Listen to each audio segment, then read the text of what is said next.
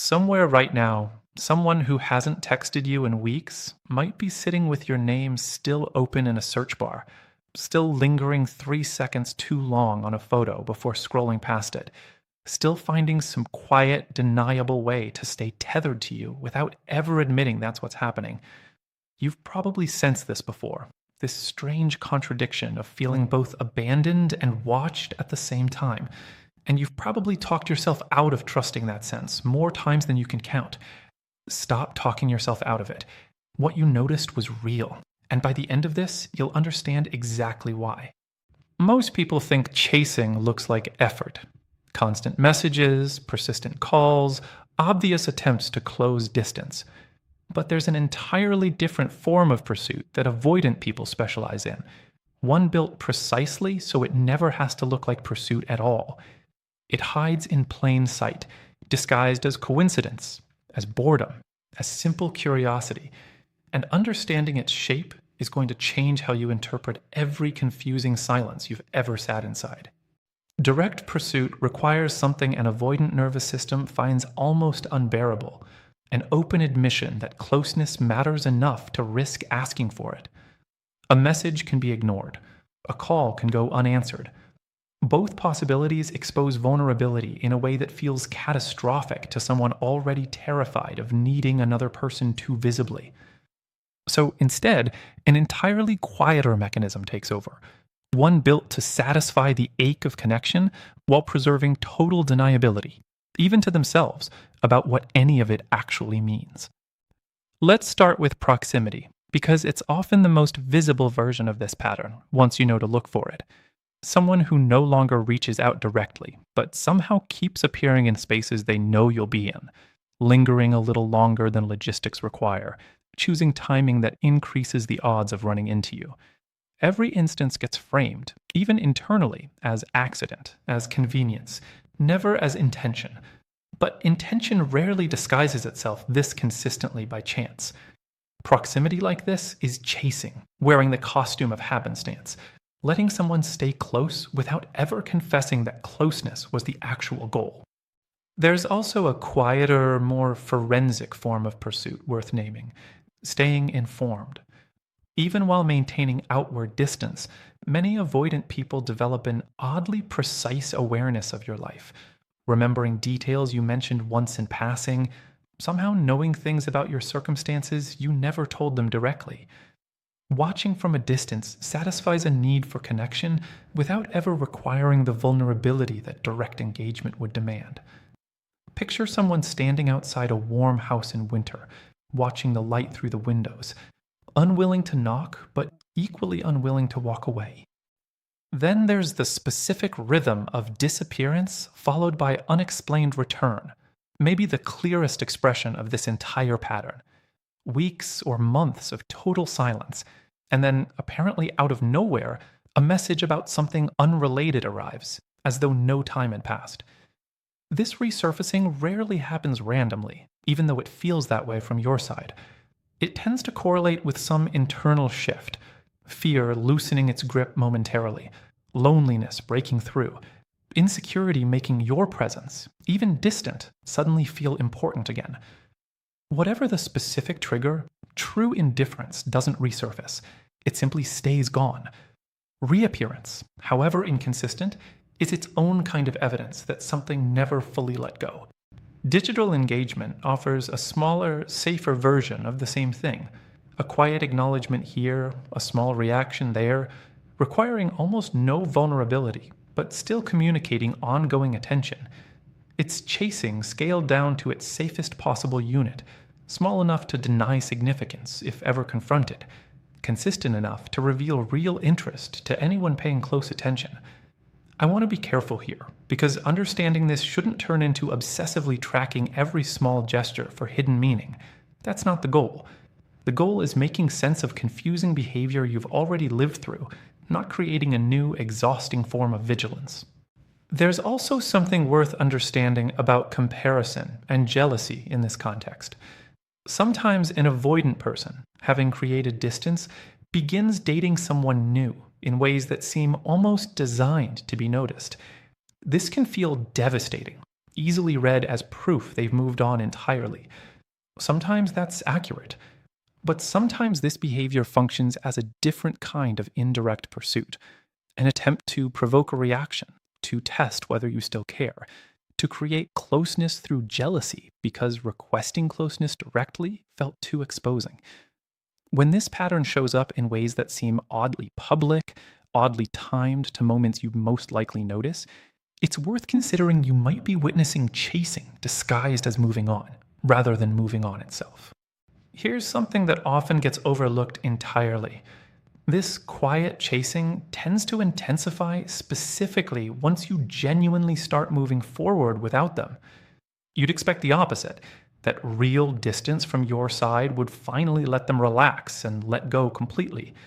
Instead, the moment they sense they might actually lose access, rather than simply control the distance on their own terms, something shifts. The indirect pursuit escalates, sometimes even evolving into direct contact for the first time in months. This happens because avoidant attachment was never really about wanting distance itself. It's about needing control over that distance. As long as you remained available, the fear could stay comfortably in charge because your presence cost them nothing. Genuine loss of access threatens that control entirely, and threatened control often produces exactly the kind of anxious pursuit that finally starts to resemble what most people would call normal chasing. Let's slow down and look at something worth understanding in more depth: the specific role memory plays in this quiet form of pursuit. Avoidant people, despite outward appearances of moving forward easily, often carry an unusually precise, almost archival memory of details from a connection they've supposedly let go of. This might show up years later in an offhand comment referencing something small you mentioned once, something that seemed insignificant at the time, but somehow stayed stored, ready to surface unexpectedly. This kind of memory retention isn't accidental. It reflects something closer to preservation, a quiet, unconscious decision to keep certain details intact rather than letting them fade the way most casual information naturally does over time. Think about what it actually takes for a detail to survive in someone's memory for months or years without any active effort to maintain it. Most information fades unless it's reinforced somehow, unless it carries enough emotional weight to justify the mental energy required to keep it accessible. If someone remembers something you said in passing long after any contact between you has stopped, that retention says something about how much emotional weight that detail carried when it was first spoken, even if the person carrying that memory would never admit, even to themselves, that the weight was ever there at all. This connects to something worth naming clearly: the difference between forgetting and choosing not to reference. Many avoidant people haven't actually forgotten nearly as much as their behavior suggests. What looks like forgetting is often closer to deliberate non-reference, a decision, conscious or not, to avoid bringing up anything that might reopen emotional territory they've worked hard to seal off. But sealed territory isn't the same as erased territory. It's simply territory being actively protected, which requires ongoing energy, ongoing awareness of exactly where the boundaries sit. Let's shift toward another dimension of this pattern, something that involves other people rather than direct interaction between the two of you.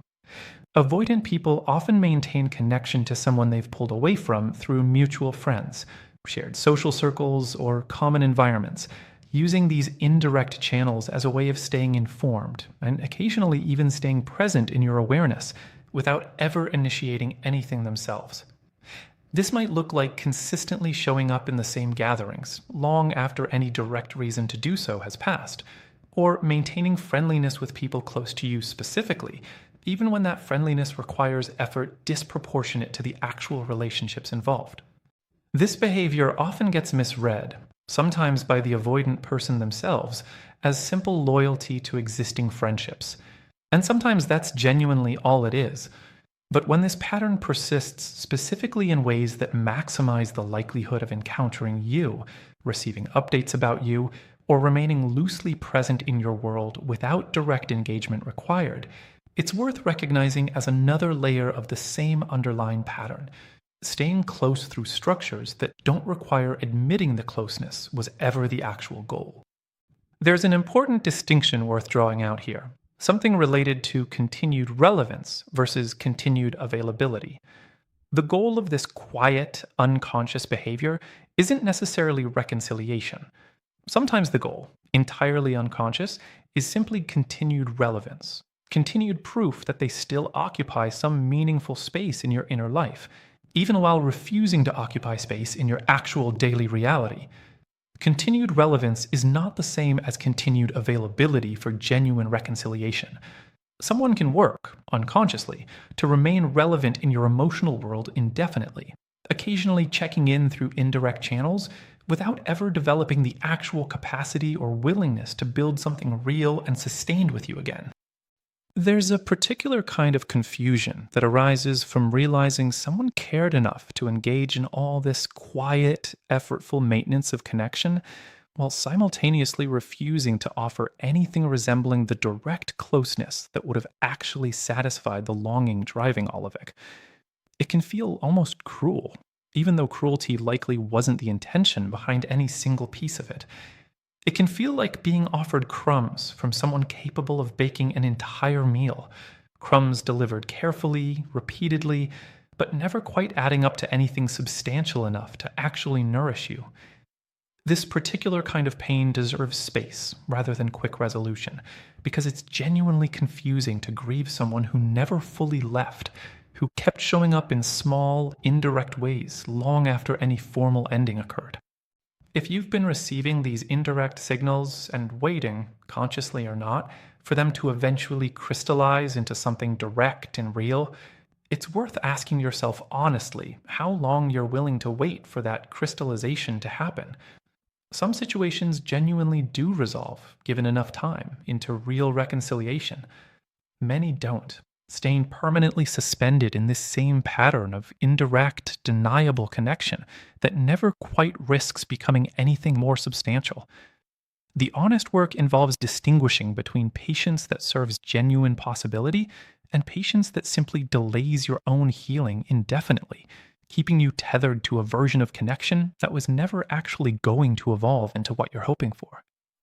If proximity, quiet engagement, or occasional resurfacing consistently succeeds in pulling your attention back, reigniting hope, reopening emotional wounds you'd been working to close, it's worth examining whether continued exposure to these signals actually serves your healing, or simply extends your suspension in this confusing in-between state.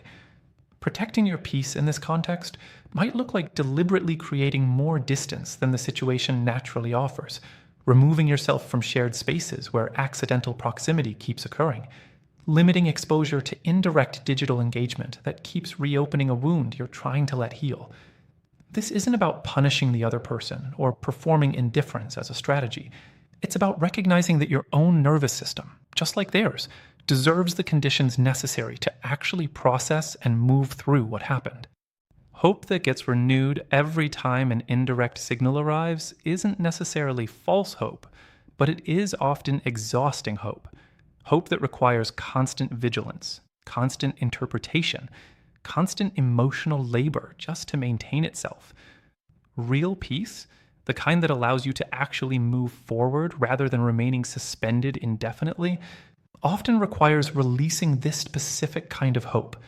Not because the underlying feelings you're sensing aren't real, but because waiting for feelings alone to eventually translate into sustained, direct action asks you to put your own life on hold for an outcome that may never actually arrive in the form you're hoping for.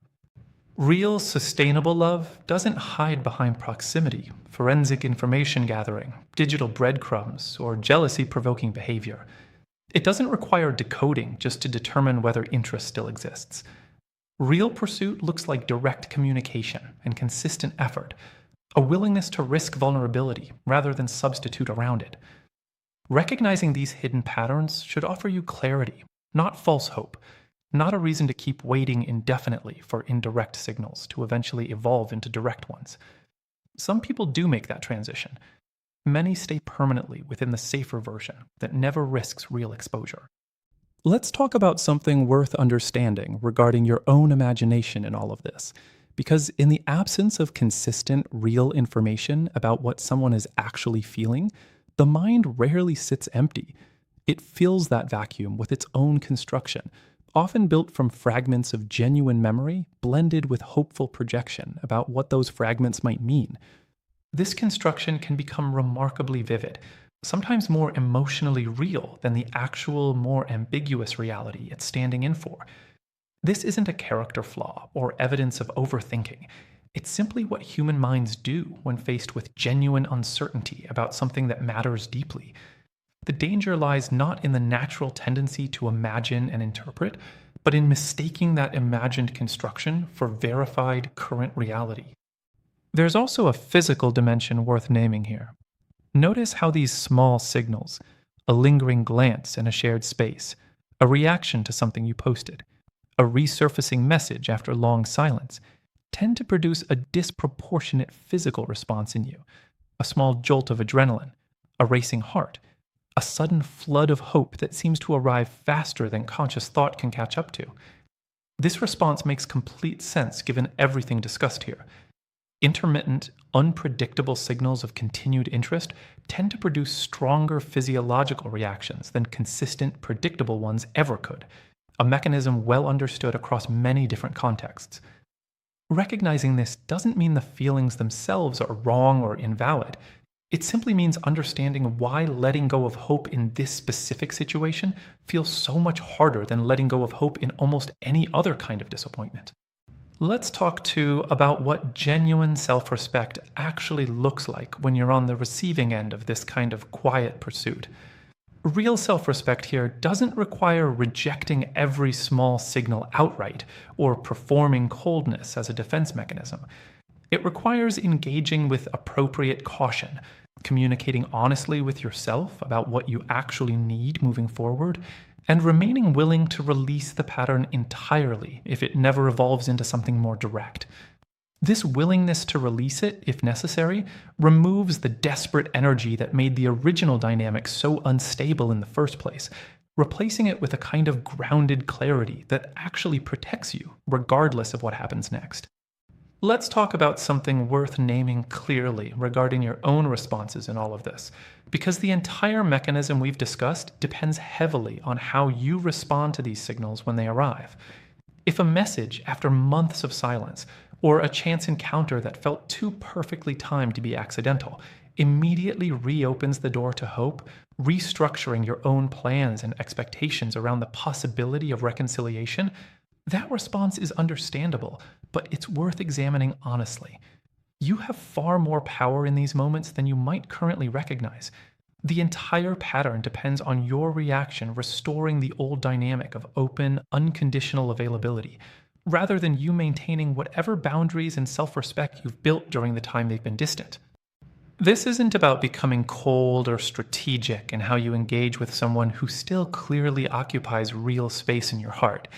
It's about genuinely protecting the progress you've made, refusing to let a single signal instantly erase months or years of hard-won clarity simply because it feels good in the moment to sense that you're still thought about. It's entirely human to feel real joy at any evidence that you mattered, even while simultaneously recognizing the pattern that evidence might represent. These two responses aren't contradictory. You can feel genuine warmth at the thought of still being remembered while still maintaining enough clarity to watch carefully rather than immediately reorganizing your present around it. Let's talk about something worth understanding in more depth regarding what actually distinguishes this kind of hidden pursuit from someone who has genuinely fully let go. Genuine emotional closure tends to produce a specific kind of consistency, a settling rather than a fluctuation. Someone who has truly moved on doesn't typically experience the pull toward proximity, the compulsion to check in indirectly, the resurfacing after long silence. Their behavior tends to remain steady over time, uninterrupted by sudden reappearances or unexplained lingering. If what you've experienced instead involves this ongoing, unpredictable rhythm of distance and quiet return, that inconsistency itself is meaningful information, separate from whatever specific interpretation you might place on any single instance of it. This distinction matters because it protects you from two equally unhelpful extremes. On one side sits the temptation to interpret every small signal as proof of deep, unwavering devotion, building an entire narrative of secret love around fragments that might not carry nearly as much weight as hope wants them to. On the other side sits the temptation to dismiss every signal entirely, deciding that none of it means anything, simply because acknowledging it feels too painful or too complicated to sit with.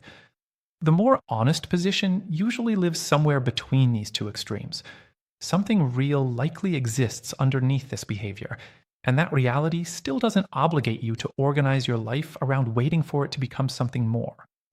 Let's also talk about what happens when you begin responding differently to these signals than you have in the past, because this shift often produces its own confusing set of reactions from the other person. Someone accustomed to your consistent responsiveness, your immediate warmth whenever they resurface, may notice fairly quickly when that responsiveness changes, even if the change is subtle. This can sometimes produce an intensification of the very behavior we've been discussing, an uptick in proximity or indirect engagement, almost as though your withdrawal itself becomes the new trigger for their pursuit. This doesn't mean you should manufacture distance as a manipulation tactic. It simply means understanding that your own consistency, your own responsiveness, has always been one half of this entire equation, and changing your half changes the dynamic, regardless of what happens with theirs. There's something worth saying about patience here, too, because patience in this context needs careful definition. Patience with someone else's healing process is reasonable within limits, but patience that requires you to remain perpetually available, perpetually interpretable, perpetually open to reinterpretation of ambiguous signals tends to cost far more than it offers in return. The kind of patience worth extending is patience that exists alongside your own continued forward movement, not patience that requires pausing your entire life indefinitely while waiting for someone else's fear to eventually resolve itself. You can remain generally open to what the future might hold without organizing your present entirely around that possibility. Consider, too, what it might mean to eventually receive the version of pursuit you actually deserve: direct rather than indirect, consistent rather than intermittent, built on open communication rather than deniable gestures. That kind of pursuit doesn't require you to interpret anything. It doesn't require analysis of timing or proximity or digital breadcrumbs. It simply arrives, plainly, as someone telling you clearly that they want to be close to you, and then following that statement with sustained, visible effort over time. If you've only ever experienced the hidden version of chasing, it can be difficult to imagine what the direct version actually feels like from the inside. But it's worth holding on to the image anyway, because picturing it clearly makes it easier to recognize once it finally shows up. But it exists, and recognizing the difference between the two is part of what allows you to eventually recognize it when it finally arrives. Give yourself credit for having already recognized this pattern for what it is. Recognition alone represents real progress, even before anything about the situation itself changes, because it replaces confusion with clarity. And clarity, however uncomfortable in the moment, is always more useful to you than the exhausting cycle of interpretation you may have been living inside for a long time now. The fear that keeps someone stuck in this indirect pattern doesn't operate on any schedule that would make sense to someone watching from the outside. Someone might need months, sometimes years, to build enough internal safety to finally take the risk that direct communication requires. That process, if it happens at all, unfolds entirely on their own timeline, shaped by whatever history originally taught them that vulnerability was dangerous. Waiting for that timeline to align conveniently with your own need for resolution is rarely a strategy that serves you well, however understandable the hope behind it might be. This doesn't mean change is impossible, or that every instance of quiet, indirect chasing is doomed to remain permanently stuck in its current form.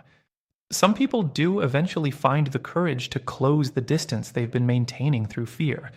But that courage has to develop internally, on its own terms, and it cannot be manufactured by anything you do, however patiently you wait or however clearly you understand the psychology driving their behavior. You were never responsible for helping someone else develop that courage, and you're not obligated to keep your own life suspended indefinitely on the chance that they eventually will. In loving someone who chases you only through absence, only through the safety of indirect gestures that never require them to risk anything real, this kind of love, if it can even be called that fully, asks you to accept a version of connection that will always live at arm's length, always stay filtered through deniability, always avoid the one thing that would actually resolve the ache on both sides: direct, honest, vulnerable communication.